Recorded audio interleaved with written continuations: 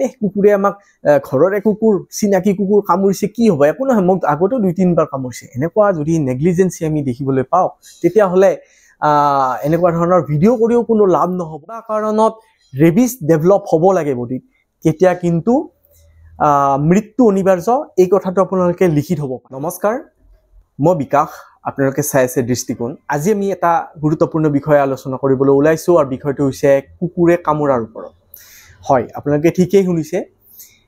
কুকুৰ বা মেকুৰী বা অন্যান্য জীৱ জন্তুৱে যদি আমাক কামোৰে বা আঁচুৰে আমি কি কৰিম, এই বিষয়ে আমি বহুতেই জনাজাত নহয়, আৰু মনত যথেষ্ট ভয়ৰ সঞ্চাৰ হয়, আৰু তাৰ পিছত আমি নকৰিবলগীয়া কামো কিছুমান কৰি পেলাওঁ।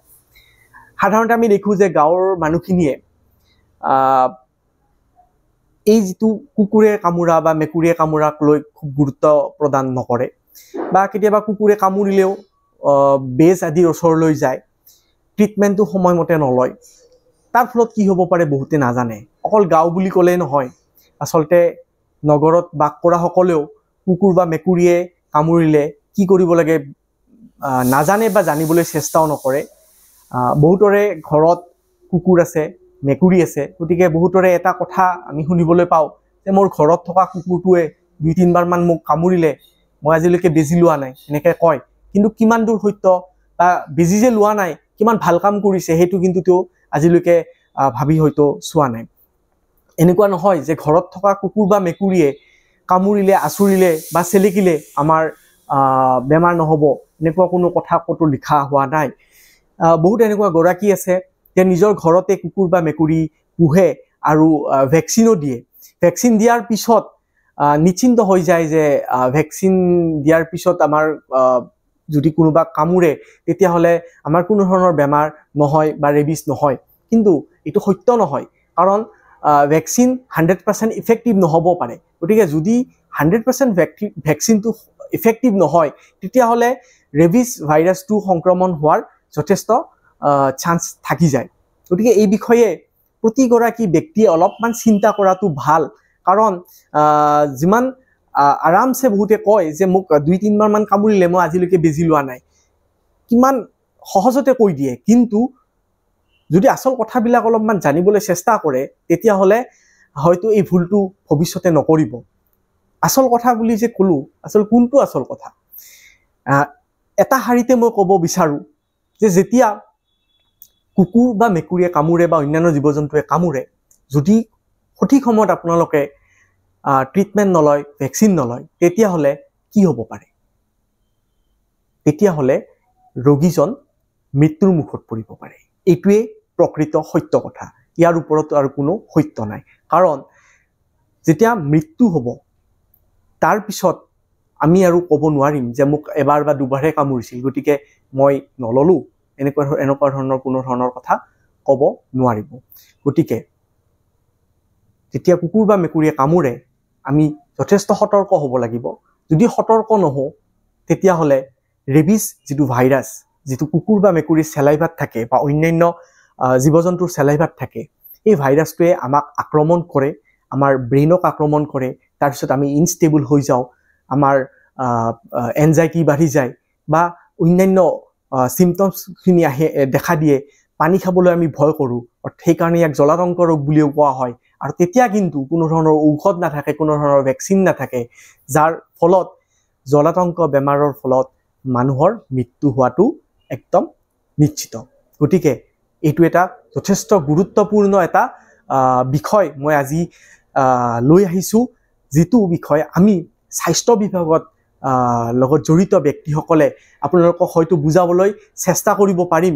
কিন্তু আপোনালোকে কথাখিনি অলপমান গুৰুত্ব সহকাৰে লৈ, যেতিয়াই কোনোবা কুকুৰ বা মেকুৰী আপোনালোকক আঁচুৰে বা কামোৰে বা চেলেকি দিয়ে, তেতিয়া আপোনালোকে আহি ওচৰত যিখন চৰকাৰী হস্পিটেল থাকে, তাৰ ফাৰ্মাচিষ্ট বা চিকিৎসকক আপোনালোকে লগ ধৰি গোটেইখিনি কথা বিৱৰি ক'ব লাগিব।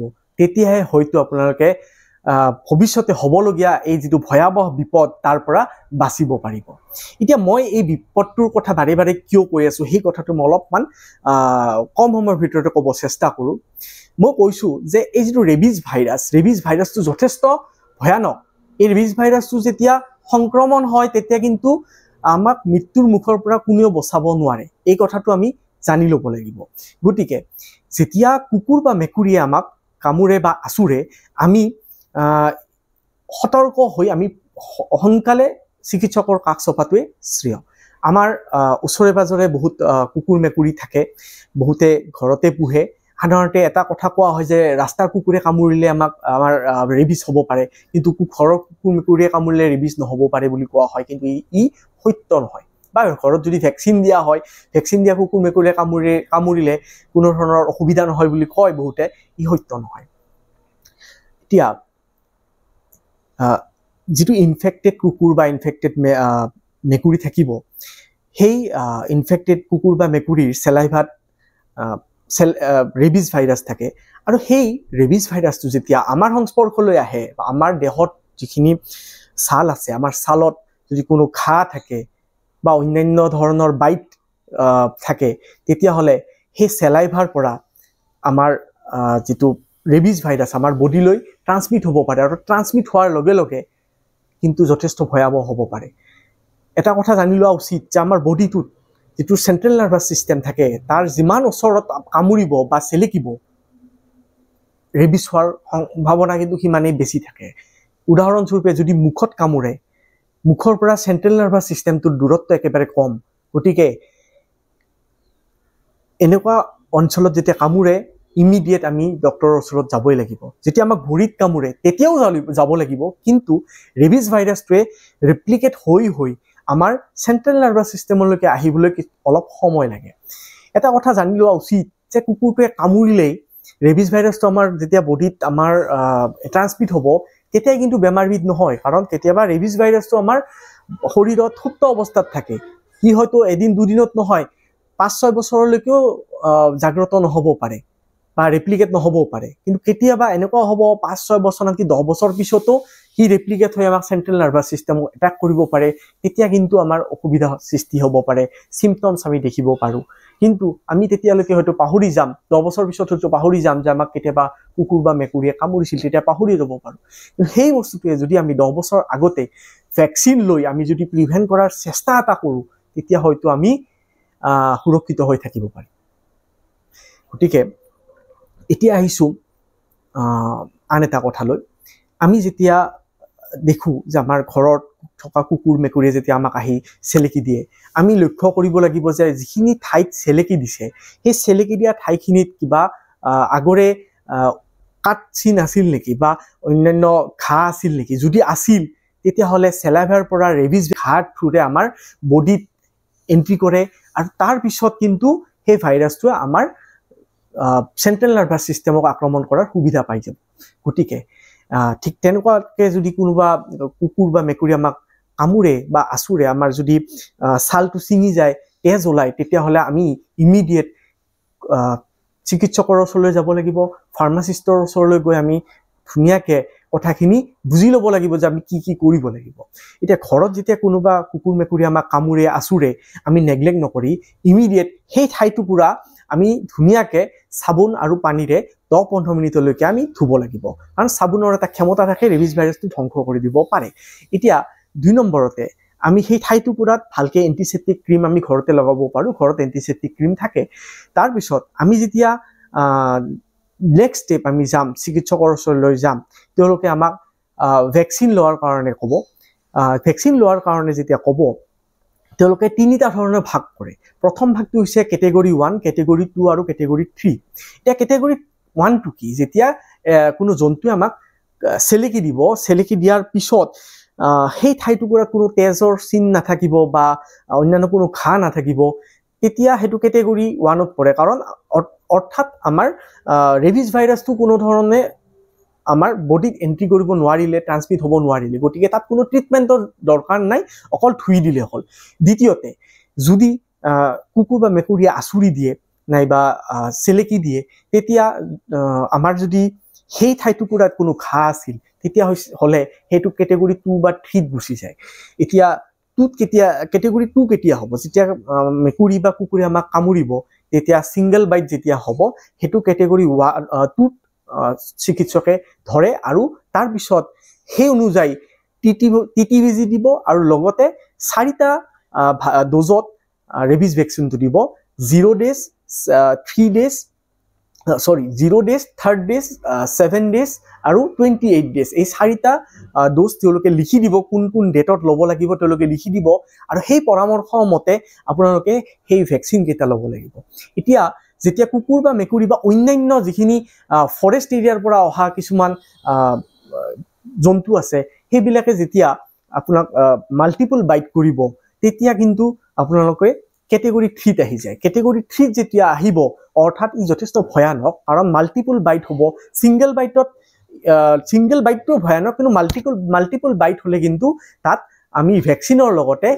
ৰেবিছ ইমিউনোগ্লোবুলিন আমি দিব লাগিব যেটো ৰেবিছ ইমিউনোগ্লোবুলিন সিৰামটো চিকিৎসকৰ তত্ত্বাৱধানত আমি দিব লাগিব আৰু চিকিৎসকে হেতু প্ৰেছক্ৰাইব কৰিব গতিকে এইখিনি আমি সাৱধানতা অৱলম্বন কৰি চিকিৎসালয়লৈ গৈ যদি এই ভ্যাকচিনখিনি আমি সময়মতে ল'ব পাৰো তেতিয়া হলে আমি ভৱিষ্যতলৈ যথেষ্ট সুৰক্ষিত হৈ থাকিম আৰু যিসকল ব্যক্তিয়ে কুকুৰ বা মেকুৰী পোহে তেওঁলোকে এডভান্স ভ্যাকচিন ল'ব পাৰে দুটা ড'জত ভ্যাকচিনটো ল'ব পাৰে তেতিয়া অলপমান হলেও তেওঁলোক সেফ হৈ থাকে গতিকে আমি জানো যে চৰকাৰে বৰ্তমান সময়ত এই ভ্যাকচিনখিনি এভেইলেবল কৰি থৈ দিছে প্ৰতিখন চৰকাৰী চিকিৎসালয়ত ভ্যাকচিন এভেইলেবল গতিকে এই ভ্যাকচিনটো গ্ৰহণ কৰাত আমাৰ অসুবিধা ক'ত আমাৰটো কোনো অসুবিধা নাই আমি কেৱল 4টা ডেটত আমি ভ্যাকচিনটো ল'ব লাগিব তাতেও এটা কথা আছে যে যদি আমাক যিটো কুকুৰে আমাক কামুৰিব সেই কুকুৰটো যদি নেক্সট 10 দিনৰ ভিতৰত বাছি থাকে তেতিয়া হলে কিন্তু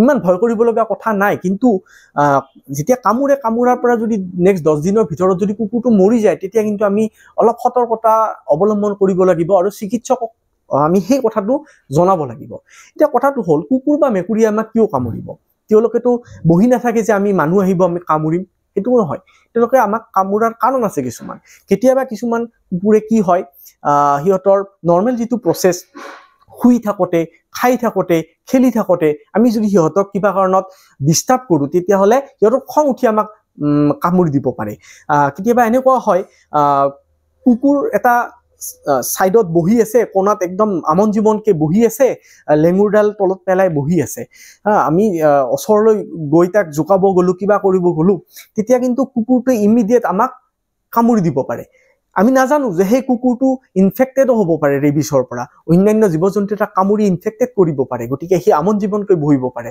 তাৰ স্বভাৱ চৰিত্ৰ সলনি হৈ যাব পাৰে গতিকে ইমানখিনি কথা আমি নাজানিব পাৰো দূৰৰ পৰা কিন্তু অলপমান আমি সাৱধানে থকাটো উচিত কাৰণ আমি কুকুৰ বা মেকুৰীক আমি সাধাৰণতে জোকাই ল'ব নালাগে তেওঁলোকে নিজৰ যি নৰ্মেল লাইফ সেইখিনি নৰ্মেল লাইফখিনি চলাই থাকিব পাৰে কেতিয়াবা এনেকুৱা হয় আমি কওঁ যে কুকুৰে নেজডাল লৰাই থাকিলে আনন্দত আছে নহয় কুকুৰে কেতিয়াবা নেজডাল কেতিয়াবা দেহত যেটো বিষ থাকিলেও তেওঁলোকে কুকুৰ বা মেকুৰীয়ে নেজডাল লৰাই থাকিব পাৰে নাইবা ফুটিটো লৰাব পাৰে নাইবা যদি কিবা কাৰণত অসন্তুষ্টি লাভ কৰি আছে তেতিয়াও নেজডাল লৰাই থাকিব পাৰে গতিকে নেজডাল লৰাই থাকিলে যে আমি মৰম কৰিব যাম হেতুও নহয় আৰু মৰম কৰিব গলে যেতিয়া আমাক কামুৰি দিব আমি তেতিয়া যদি কও যে কুকুৰে আমাক ঘৰৰে কুকুৰ চিনাকি কুকুৰ কামুৰিছে কি হ'ব একো নহয় মোক আগতে 2-3 বাৰ কামুৰিছে এনেকুৱা যদি নেগলিজেন্সি আমি দেখিবলৈ পাও তেতিয়া হলে এনেকুৱা ধৰণৰ ভিডিও কৰিও কোনো লাভ নহব যদি সাধাৰণ কথাটো আপোনালোকে যদি বুজিব চেষ্টা নকৰে যে